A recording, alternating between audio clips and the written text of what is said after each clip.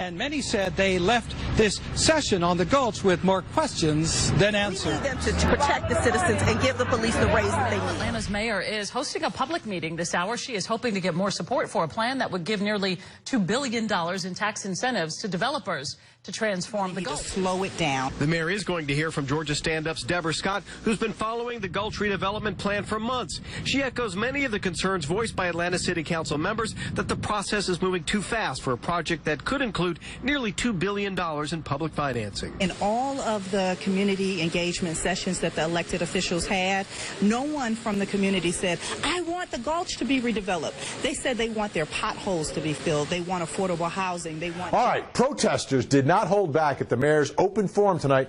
Doesn't say they are outraged about what the city is doing on this proposed Gulch project. Scheme waiting to happen. Somebody's going to go to jail with this. New developments tonight. A group against the Gulch redevelopment laid out the reasons they say a $5 billion redevelopment of the area would be bad for Atlanta Many residents. who want to red light the Gulch met this evening to talk about ways to stop it. And News Edge reporter Denise Dillon tells us why they don't like it.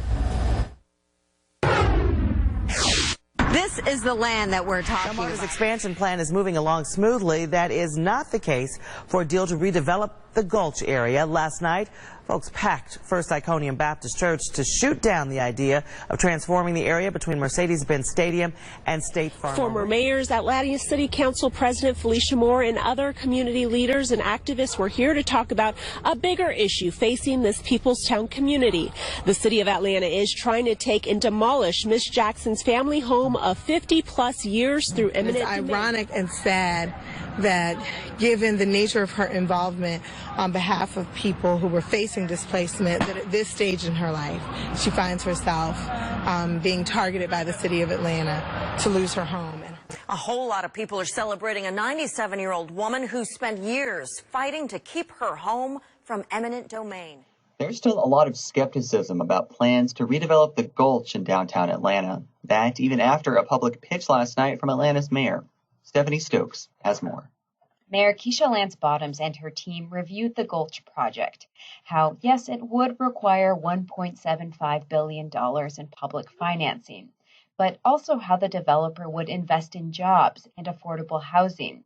And Bottoms said the Gulch is just 40 acres of parking lots and railroads now. If we were to all leave here today and call this project off, it would remain a hole in the ground. But the meeting didn't make Sherry Williams feel any better. She's with the advocacy group Georgia Stand Up. She said the question isn't whether to redevelop the Gulch. The question is, can we get more now than we're getting? Like more affordable housing or a better option for transit at the site.